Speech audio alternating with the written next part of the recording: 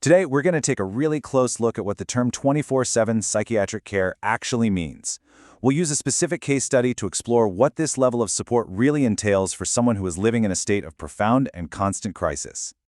You know, when you hear 24/7 care, it's easy to picture someone just, well, sitting in a room. But in the world of severe psychiatric disorders, it's nothing like that. It's not passive supervision. It's a highly dynamic and incredibly demanding reality that requires continuous, skilled engagement. To really get to the heart of what this work involves, we're going to focus on a single case, an adult man we're going to call K.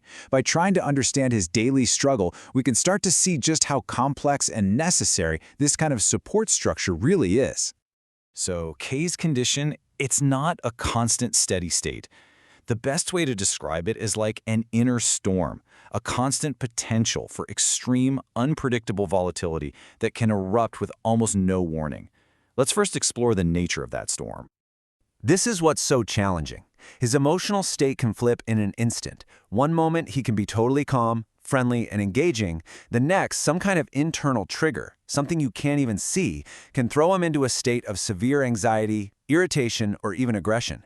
And these aren't just mood swings. They're profound shifts in his entire psychological state. And that storm, it's not always about what you can see. There are these constant, hidden dangers. For example, Kay loves social media and online gaming, but his condition makes it almost impossible for him to fully grasp the consequences of his actions. This makes him incredibly vulnerable to online manipulation or other dangerous situations.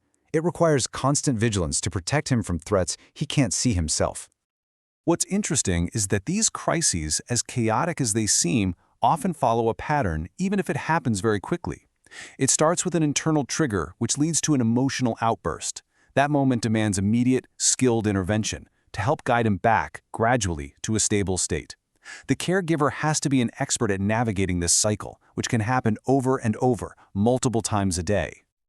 So, how do you manage a storm like that? Well, it takes a constant, human response.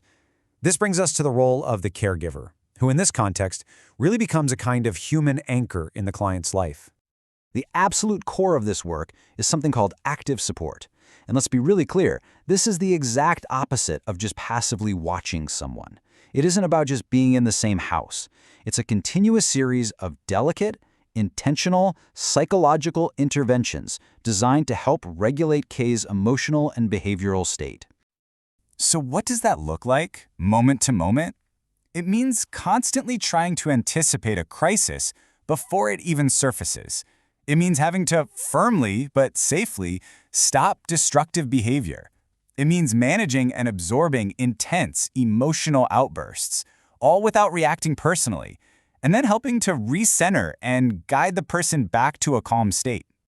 So when we use that phrase 24/7, I have to stress it is not a figure of speech. It's not an exaggeration. It is the literal, physical, and emotional reality of this kind of work. There are no off hours because that inner storm doesn't follow a 9-to-5 schedule. This constant presence is the absolute foundation of case stability and safety. And the whole point of all this incredibly intense work is actually to create a home, not an institution, to create a place of predictability and trust, a place where Kay feels understood and supported, but where firm, safe boundaries are always consistently maintained.